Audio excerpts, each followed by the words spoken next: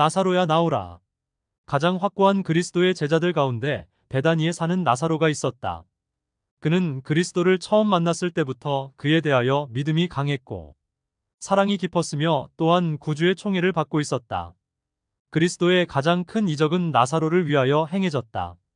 구주께서는 당신의 도움을 구한 모든 사람을 축복하셨다. 그는 모든 인간 가족을 사랑하셨으나 특별히 친근한 교제를 나누는 사람들이 있었다.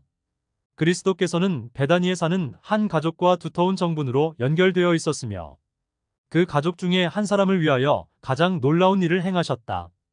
예수께서는 때때로 나사로의 가정에서 휴식을 얻으셨다. 구주께서는 집이 없으셨기 때문에 친구들과 제자들의 후한 대접에 의존하셨으며 가끔 피로하고 인간의 우정이 갈급될 때에는 분노한 바리새인들의 의심과 질투에서 벗어나 이 평화스러운 가족에게로 피하기를 즐기셨다. 이곳에서 그는 진심 어린 환영과 순결하고 거룩한 우정을 발견하셨다. 그의 말씀이 이해되고 소중히 간직될 것을 아셨기 때문에 그는 여기서는 단순하고도 완전히 자유스러운 분위기 속에서 말씀하실 수 있었다. 우리 구주께서는 조용한 가정과 흥미를 가지고 듣는 사람들을 높이 평가하셨다. 예수께서는 인간의 상냥한 마음, 예의와 애정을 사모하셨다. 하늘에서 주신 교훈을 받아들이는 자들에게 그는 언제나 큰 축복을 나누어 주시려고 하셨다. 군중들이 야외에서 그리스도를 따라다닐 때에 그는 그들에게 자연계의 아름다움을 나타내 보이셨다. 예수께서는 군중들의 이해의 눈을 열어 저들로 하여금 하나님의 손길이 어떻게 세상을 붙드시는가를 깨닫도록 노력하셨다. 하나님의 선하심과 자비하심을 옳게 평가할 수 있게 하기 위하여 예수께서는 선한 사람에게나 악한 사람에게나 똑같이 주시는 고요히 내리는 이슬과 촉촉히 적시는 소낙비와 밝은 햇빛에 청중들의 관심이 집중되도록 하셨다. 예수께서는 하나님이 창조하신 인간에게 주시는 하나님의 관심을 사람들이 더욱 충분히 깨닫기를 원하셨다. 그러나 청중들은 잘 듣지 않았다. 그리스도께서는 공중생애의 피곤한 투쟁에서 떠나 베다니에 있는 그 가정에서 휴식처를 찾으셨다. 이곳에서 그는 들어서 식별할 줄 아는 사람들에게 하나님의 섭리의 책을 공개하셨다. 잡다한 군중에게는 이야기하려고 하지 않았던 것을 그는 이런 개인적인 회합에서 말씀하셨다. 그는 당신의 친구들에게 비유로 말씀할 필요가 없었다. 그리스도께서 당신의 놀라운 교훈을 주실 때에 존경하는 마음으로 열심히 듣는 마리아는 그리스도의 발 앞에 앉아 있었다. 그때에 음식 준비하는 일로 당황한 마르다가 예수께 나와 주여 내 동생이 나 혼자 일하게 두는 것을 생각지 아니하시나이까. 저를 명하사 나를 도와주라 하소서라고 말하였다. 이것은 그리스도께서 베다니에 처음 방문하셨을 때의 일이다. 구주와 그의 제자들이 여리고로부터 도보로 수고스러운 여행을 한 직후였다. 마르다는 그들을 대접하기 위한 준비를 염려하는 나머지 손님에게 베풀어야 할 예의를 잊어버렸다. 예수께서 마르다야 마르다야 네가 많은 일로 염려하고 근심하나 그러나 몇 가지만 하든지 혹 한 가지만이라도 족하니라. 마리아는 이 좋은 편을 택하였으니 빼앗기지 아니하리라는 온화하고 참을성 있는 말씀으로 마르다에게 대답하셨다. 마리아는 세상에서 가장 값진 보석보다도 자기에게 더 귀중한 말씀, 곧 구주의 입술에서 흘러나오는 귀중한 말씀을 그의 심령에 채우고 있었다. 마르다에게 필요되는 한 가지는 침착하고 헌신적인 정신과 장래와 영생에 관한 지식을 깊이 갈망하는 마음과 영적으로 향상하는 데 필요한 은혜였다. 마르다는 잠시 후에 지나가 버릴 일을 위해서 덜 염려하고 영원히 존속하는 일을 위하여 더욱 염려할 필요가 있었다. 예수께서는 그의 자녀들에게 저들을 구원에 이르는 지혜가 있게 만들어줄 그러한 지식을 얻을 수 있는 모든 기회를 붙잡도록 가르치고자 하셨다. 그리스도의 사업에는 주의성 깊고 정열적인 일꾼이 필요하다. 마르다와 같은 사람들에게 활동적인 종교 사업에 저희 열심을 다할 넓은 분야가 있다. 그러나 그들로 먼저 마리아처럼 예수의 발 앞에 앉게 하라. 근면과 기민성과 정력이 그리스도의 은혜로 말미암아 성화되게 하라. 그리하면 그 생애는 선을 위한 무적의 능력이 될 것이다. 예수께서 쉬시곤 하셨던 평화스러운 가정에 슬픔이 찾아왔다. 나사로가 갑자기 병에 걸렸다. 그리하여 그의 누이들은 구주께 사람을 보내어 주여 보시옵소서 사랑하는 자가 병들었나이다란 말을 전하였다. 그들은 저희 오라비에게 무서운 병이 들린 것을 알았으나 그리스도께서 각종 질병을 치료할 수 있음을 보이신 사실을 알고 있었다.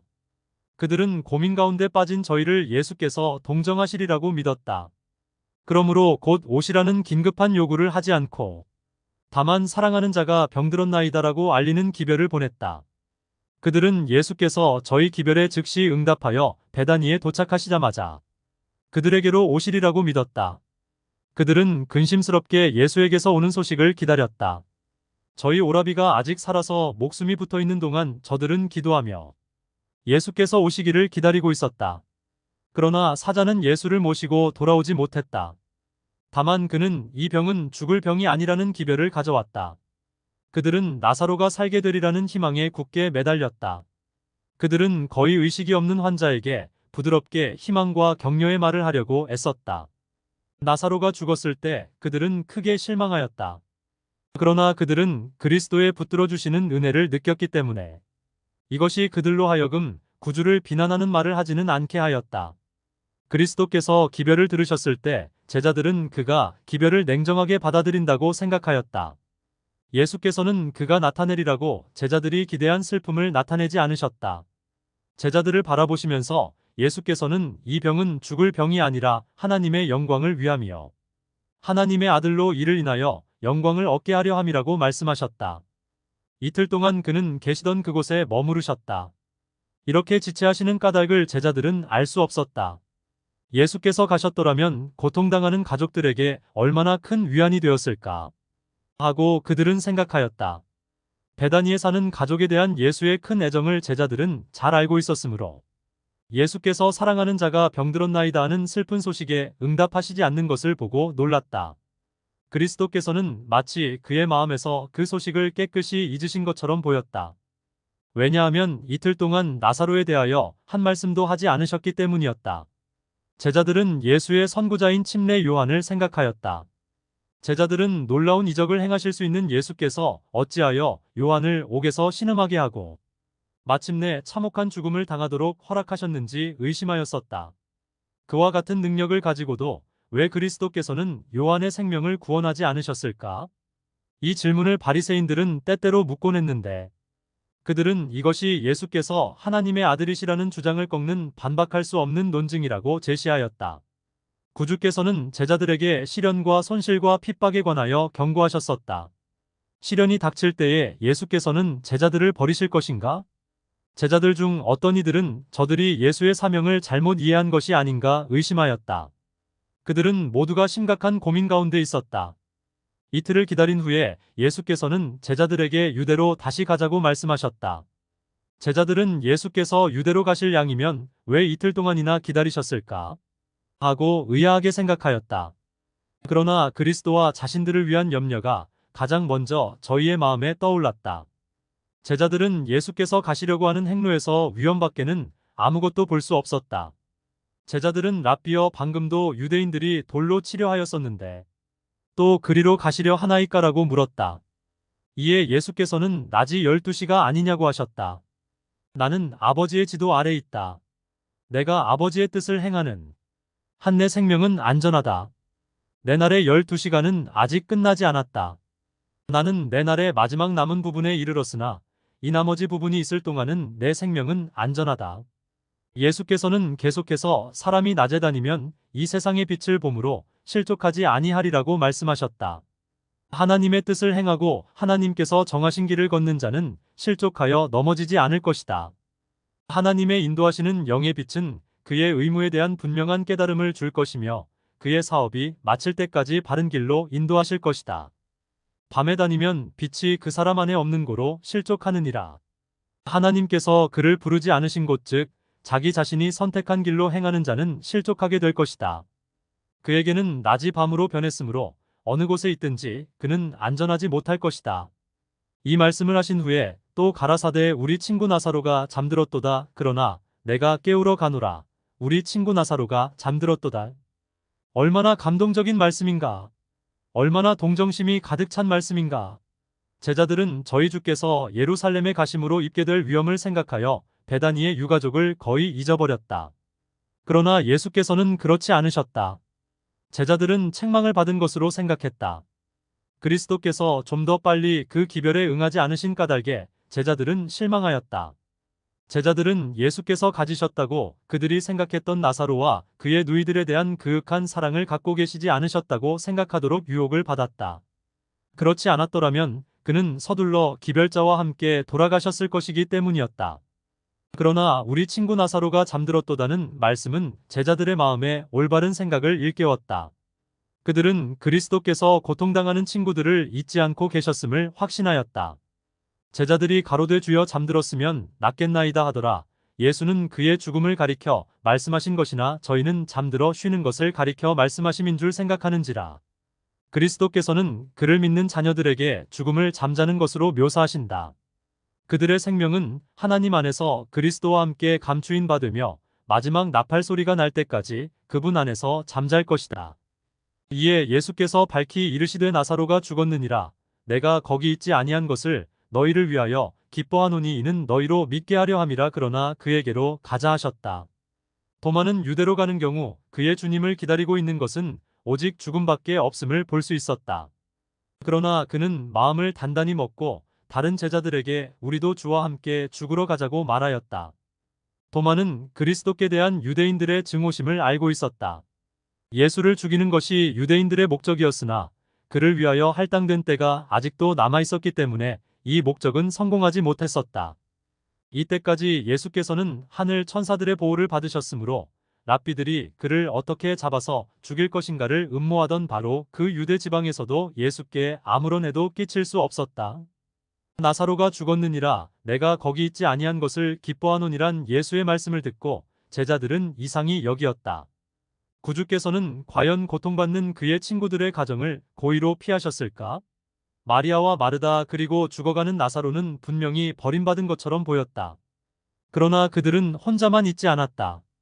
그리스도께서는 모든 광경을 다 보셨고 나사로가 죽은 후 그 남은 누이들은 그의 은혜로 격려함을 받았다.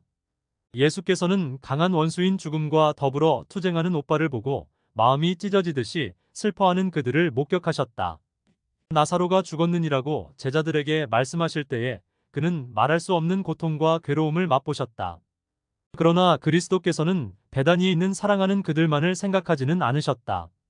그는 제자들의 교육도 생각하셔야 하였다. 제자들은 아버지의 축복이 모든 사람을 포섭할 수 있도록 그의 대리자로서 세상에 보내심을 받을 것이었다. 제자들을 위하여 그는 나사로를 죽도록 허락하셨다. 만일 예수께서 나사로를 병에서 회복시키셨더라면 예수의 신적인 신분을 가장 명확하게 증거하는 그 이적은 행하실 수 없었을 것이다. 만일 그리스도께서 그 병실에 계셨더라면 사단이 그를 이길 힘이 없었을 것이므로 나사로는 죽지 않았을 것이다. 생명의 시여자 앞에서 죽음은 그의 창을 나사로에게 던지지 못했을 것이다. 그런 고로 그리스도께서는 멀리 떠나 계셨다. 원수가 그의 능력을 행사할 수 있도록 허락하신 것은 그가 정복한 원수로부터 나사로를 다시 찾아오시기 위함이었다. 그는 나사로가 죽음의 지배 아래에 들어가도록 허락하셨으며 고통받는 누이들은 저희 오빠가 무덤에 들어가는 것을 보았다. 그리스도께서는 그들이 오라비의 죽은 얼굴을 바라볼 때에 구주에 대한 믿음이 격렬하게 시험받을 것을 아셨다. 그러나 예수께서는 그들이 겪는 투쟁으로 말미암아 저희 믿음이 더욱 큰 능력으로 빛나게 될 것을 아셨다. 예수께서는 그들이 당한 모든 슬픔의 고통을 경험하셨다. 예수께서 지체하는 것은 그들을 덜 사랑하기 때문이 아니었다. 예수께서는 그들과 나사로와 자신과 제자들을 위하여 승리를 얻어야 한다는 것을 아셨다.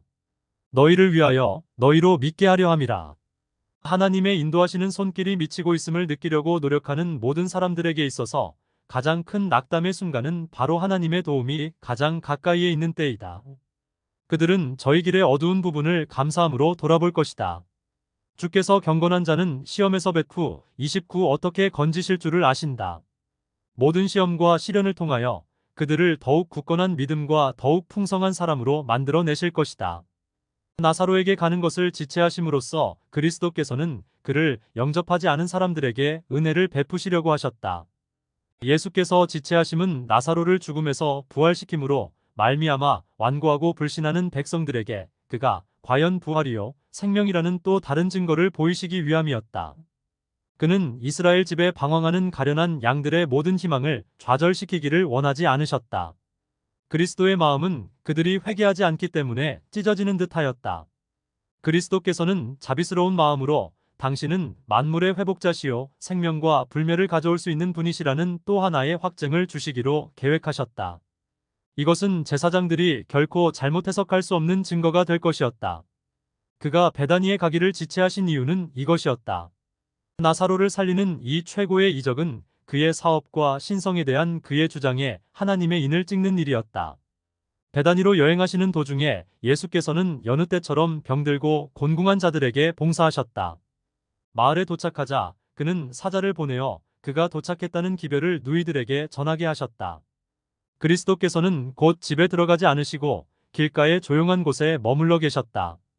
친구나 친척이 죽었을 때에 유대인들이 행하는 큰 허례허식은 그리스도의 정신과 일치하는 바가 아니었다. 예수께서는 고용된 애곡자들의 통곡하는 소리를 들으시고 그런 혼란한 분위기 속에서 그 누이들을 만나고 싶지 않으셨다. 통곡하는 친구들 가운데는 가족의 친척들과 예루살렘에서 중요한 지위를 가진 사람들도 있었다. 그 가운데는 그리스도의 가장 큰 원수들도 있었다. 그리스도는 그들의 의도를 아셨으므로 즉시 자신을 알리지는 않으셨다. 매우 조용하게 기별이 전하여졌으므로 방 안에 있는 다른 사람들은 듣지 못하였다. 슬픔에 잠겨있던 마리아도 그 말을 듣지 못하였다. 마르다는 곧 일어나 주님을 영접하러 나갔으나 마리아는 마르다가 나사로를 장사한 그곳에 간 줄로 생각하면서 소리내어 울지 않고 슬픔에 쌓여 조용히 앉아 있었다. 마르다는 예수를 영접하고자 서둘렀으나 그의 마음은 엇갈리는 감정들 때문에 흔들리었다. 예수의 얼굴 표정에서 그는 항상 나타내시던 똑같은 친절과 사랑을 읽을 수 있었다. 예수께 대해 한 마르다의 신뢰심은 깨어지지 않았으나 그는 예수께서 또한 사랑하셨던 자기의 극진히 사랑하던 오빠를 생각하였다. 그리스도께서 일찍 오시지 않았기 때문에 그의 가슴에 깊은 비통함이 있었으나 이제라도 그리스도께서 저들을 위로하기 위하여 어떤 일을 행하시리라는 희망으로 마르다는 주께서 여기 계셨다면 내 오라비가 죽지 아니하였겠나이다라고 말하였다. 애곡자들 때문에 떠들썩한 가운데 이 누이들은 여러 번 이 말을 되풀이하였다. 인간적인 동정과 천례의 동정으로 예수께서는 슬픔에 가득 차고 근심으로 여인 마르다의 얼굴을 바라보셨다. 마르다는 지난 일을 되풀이하여 이야기하려 하지 않고 주께서 여기 계셨다면 내 오라비가 죽지 아니하였겠나이다란 비애에 가득 찬 말로 모든 것을 표시하였다. 그러나 사랑의 얼굴을 바라보며 덧붙여 말하기를 그러나 나는 이제라도 주께서 무엇이든지 하나님께 구하시는 것을 하나님이 주실 줄을 아나이다라고 하였다. 예수께서는 마르다의 믿음을 격려하시면서 내 오라비가 다시 살리라고 말씀하셨다. 예수의 대답은 즉시 변화된다는 희망을 주려는 의도가 아니었다. 예수께서는 마르다의 생각을 그의 오라비의 현재의 부활을 넘어서 의인의 부활로 이끄셨다. 이 일로 그는 마르다가 나사로의 부활을 통하여 모든 죽은 의인의 부활에 대한 보증과 구주의 능력이 이를 이루시리라는 확신을 가질 수 있게 하셨다. 마르다는 마지막 날 부활에는 다시 살 줄을 내가 아나이다고 대답하였다. 마르다의 신앙에 참된 방향을 주시려고 더욱 노력하시면서 예수께서는 나는 부활이요 생명이니라고 선언하셨다. 그리스도에게는 최초부터 있고 빌려오지 않고 다른 곳에서 파생되지 않은 생명이 있다. 아들이 있는 자에게는 생명이 있다. 요일 5장 12 그리스도의 신성은 믿는 자에게 영생에 대한 보증이다. 예수께서는 나를 믿는 자는 죽어도 살겠고 무릇 살아서 나를 믿는 자는 영원히 죽지 아니하리니 이것을 내가 믿느냐고 말씀하셨다. 이곳에서 그리스도는 당신의 재림의 때를 내다보신다. 그때 죽은 의인이 썩지 않을 몸으로 부활하겠고 살아남은 의인은 죽음을 보지 않고 하늘로 데려감을 받을 것이다. 그리스도께서 나사로를 죽은 자들 가운데서 일으키심으로 곧 행하시려는 이적은 죽은 모든 의인의 부활을 대표한 것이다. 그의 말씀과 행하신 일로써 예수께서는 자신이 부활의 창시자이심을 선언하셨다. 미구의 몸소 십자가에서 죽으실 그는 사망의 열쇠를 잡으시고 무덤의 정복자로 서셔서 영생을 주실 수 있는 그의 권리와 능력을 주장하실 분이었다. 네가 믿느냐는 구주의 말씀에 마르다는 주여 그러하외다 주는 그리스도시요 세상에 오시는 하나님의 아들이신 줄 내가 믿나이다라고 대답하였다. 마르다는 그리스도께서 말씀하신 말씀의 깊은 뜻을 모두 이해할 수는 없었으나 그는 그리스도의 신성을 믿는 믿음과 그가 하시기를 기뻐하시는 일은 무엇이든지 행하실 수 있다는 자기의 신념을 고백하였다. 이 말을 하고 돌아가서 가만히 그 형제 마리아를 불러 말하되 선생님이 오셔서 너를 부르신다 하니 제사장들과 율법사들이 기회만 오면 예수를 잡으려고 준비하고 있었으므로 마르다는 할 수 있는 대로 조용히 그의 기별을 전달하였다. 곡하는 이들의 울음소리가 그녀의 말소리가 들리는 것을 막았다. 기별을 듣자 마리아는 급히 일어나 그의 얼굴을 유심히 들여다보고는 방에서 나왔다. 마리아가 곡하러 무덤에 가는 줄 알고 조문객들은 그를 따라갔다. 마리아는 예수께서 기다리고 계신 곳에 오자 그의 발 앞에 엎드려 떨리는 입술로 주께서 여기 계셨다면 내 오라비가 죽지 아니하였겠나이다라고 말하였다. 애곡자들의 울음소리는 마리아에게 심한 괴로움을 주었다. 왜냐하면 그는 조용히 예수와 따로 몇 마디 이야기를 나누고 싶었기 때문이었다. 그러나 그는 그곳에 있던 어떤 사람들이 예수에 대하여 질투심과 증오심을 품고 있는 것을 알았기 때문에 그의 슬픔을 다 표시하기를 삼갔다. 예수께서 그의 우는 것과 또 함께 온 유대인들의 우는 것을 보시고 심령의 통분이 여기시고 민망히 여기셨다. 예수께서는 거기 모인 모든 사람의 마음을 읽으셨다. 그는 슬픔을 표명하는 것처럼 행하던 많은 사람들의 행동이 가면에 불과하다는 것을 아셨다. 그는 지금 짐짓 슬픔을 나타내고 있는 무리 중에 얼마는 멀지 않아 능력 있는 이적을 행하시는 분뿐만 아니라 죽은 자 가운데서 살림을 받을 자도 죽일 계획을 세울 것을 아셨다. 그리스도께서는 그들의 꾸며낸 슬픔의 옷을 그들에게 벗길 수 있으셨다. 그러나 그는 의분을 참으셨다. 모두가 사실인 말씀을 그는 하실 수 있었지만 말씀하지 않으신 것은 당신을 참으로 믿은 사랑하는 사람이 슬퍼서 그의 발 앞에 엎드려 있기 때문이었다. 그를 어디 두었느냐고 예수께서 물으실 때에 그들은 주여 와서 보옵소서 하고 말하였다. 그들은 함께 무덤으로 나아갔다. 슬픈 장면들이었다. 크게 사랑을 받아온 나사로의 친구였던 이들이 그의 누이들과 함께 눈물을 흘리는데 그의 누이들은 그를 위하여 가슴이 찢어지듯이 울었다. 이 인간의 고통, 그리고 이 세상의 구주께서 곁에 서 계시는데도 불구하고 괴로움을 당한 친구들이 죽은 자에 대하여 슬퍼하고 있다는 사실을 보시고 예수께서 눈물을 흘리셨다. 하나님의 아들이셨지만 그는 인성을 쓰셨으며 따라서 인간의 슬픔에 감응되셨다. 그의 부드럽고 불쌍히 여기는 마음은 언제나 고통받는 자에게 동정을 느꼈다.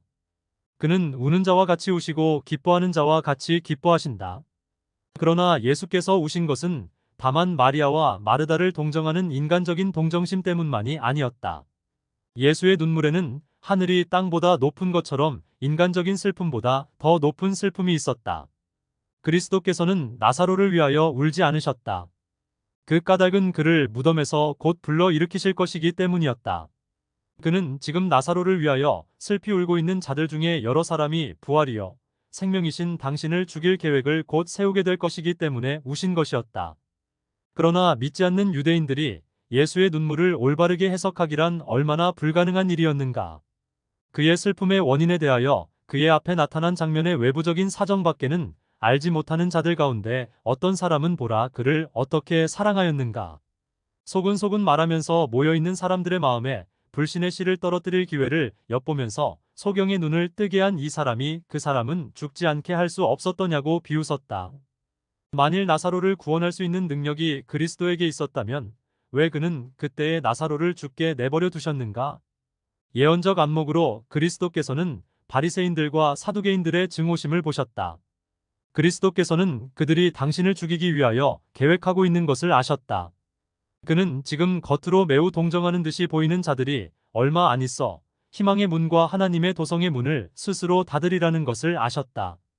예수께서 욕을 받으시고 십자가에 못 박히심으로 한 새로운 장면이 일어나려고 하였는데 그 결과로 예루살렘은 멸망하게 될 것이요 그때에는 아무도 죽은 자를 위하여 슬퍼하지 않을 것이다. 예루살렘에 다가올 징벌이 예수 앞에 분명하게 그려졌다. 예수께서는 예루살렘이 로마의 군대에 의하여 포위당하는 것을 보셨다. 그는 지금 나사로를 위하여 울고 있는 많은 사람들이 그 도성이 포위될 때에 죽게 될 것이며 저희의 죽음에는 희망이 없을 것을 아셨다. 그리스도께서 우신 것은 그의 앞에 전개되는 장면 때문만이 아니었다. 무거운 각 시대의 모든 슬픔의 짐이 그의 위에 놓여졌다. 그는 하나님의 율법에 대한 범법의 무서운 결과를 보셨다. 예수께서는 아벨의 죽음에서 시작하여 세상 역사에는 선과 악의 투쟁이 간단없이 계속되어 왔음을 보셨다. 미래를 내려다 보실 때에 그는 고통과 슬픔, 눈물과 죽음이 사람들의 운명임을 보셨다.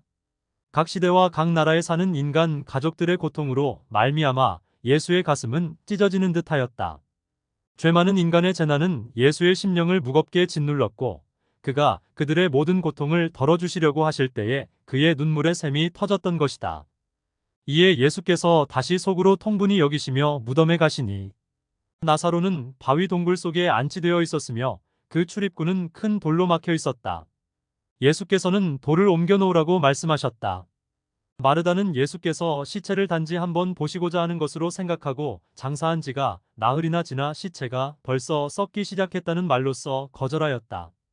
나사로를 부활시키시기 전에 한 이 말은 그리스도의 원수들로 하여금 기만을 당했다고 말할 수 있는 여지를 남기지 않았다.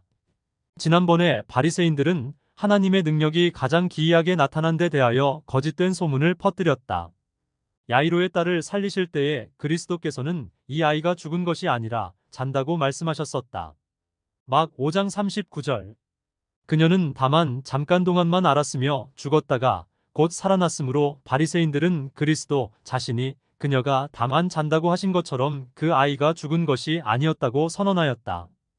바리새인들은 그리스도께서 병을 고칠 수 없으며 그의 이적에는 부정행위가 있었던 것처럼 나타내려고 애썼다. 그러나 이번 경우에는 나사로가 죽었다는 사실을 부인할 수 있는 사람은 한 사람도 없었다. 주께서 어떤 일을 행하시려고 하실 때에 사단은 어떤 사람들을 움직여서 반대하게 한다. 돌을 옮겨 놓으라고 그리스도께서 말씀하셨다. 가능한 한 내가 일할 수 있도록 길을 준비하여라.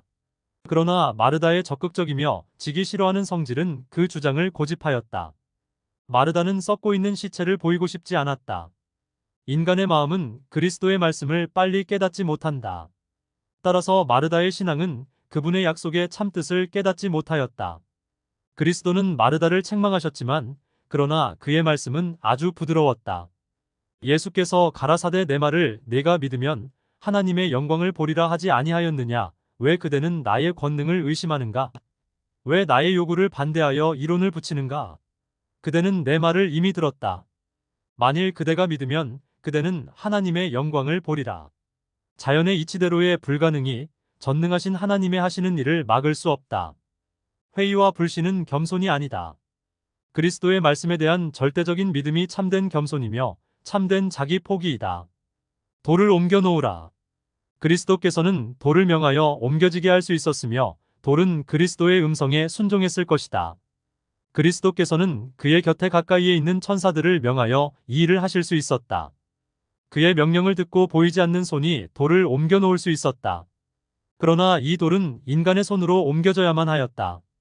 이와 같이 하여 그리스도께서는 인성이 신성과 협력해야 한다는 것을 보이고자 하셨다. 인간의 능력으로 할 수 있는 일을 하기 위하여 신성의 능력이 소집되지 않는다. 하나님께서는 인간의 도움 없이 일하지 않으신다. 하나님께서는 인간이 그 주어진 능력과 역량을 사용할 때에 그에게 힘을 주시고 그와 협력하신다.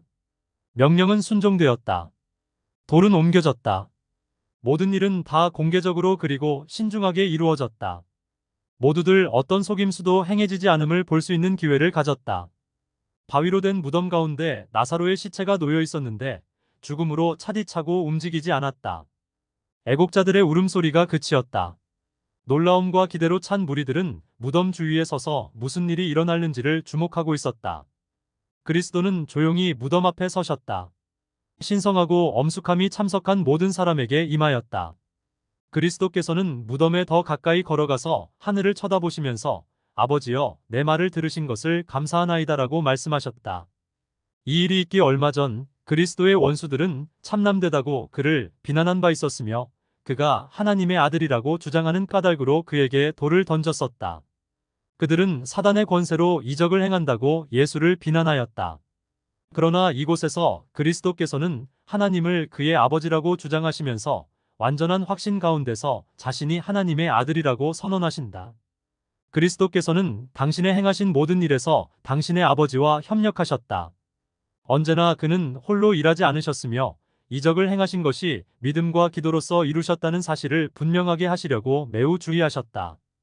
그리스도께서는 아버지와 당신의 관계를 모든 사람들이 알기를 원하셨다. 예수께서는 아버지여 내 말을 들으신 것을 감사하나이다. 항상 내 말을 들으시는 줄을 내가 알았나이다. 그러나 이 말씀하옵는 것은 둘러선 무리를 위함이니 곧 아버지께서 나를 보내신 것을 저희로 믿게 하려 함이니이다고 말씀하셨다.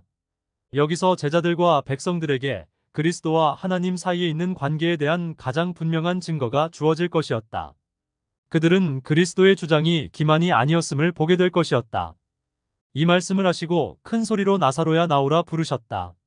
맑고 드높은 예수의 음성이 죽은 자의 귀를 울렸다. 예수께서 말씀하실 때에 신성은 인성을 통하여 번쩍거렸다.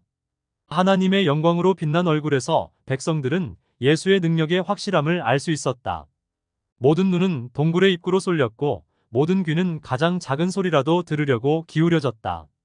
열렬하고도 근심스러운 호기심으로 모든 사람들은 하나님의 아들이라는 그리스도의 주장을 실증하던지 혹은 희망을 영원히 잃게 할 증거, 즉 그의 신성에 대한 한 시험의 장면을 지켜보고 있었다. 고요한 무덤 속에서 한 움직임이 일어났고 죽었던 자가 무덤의 문 곁에 섰다.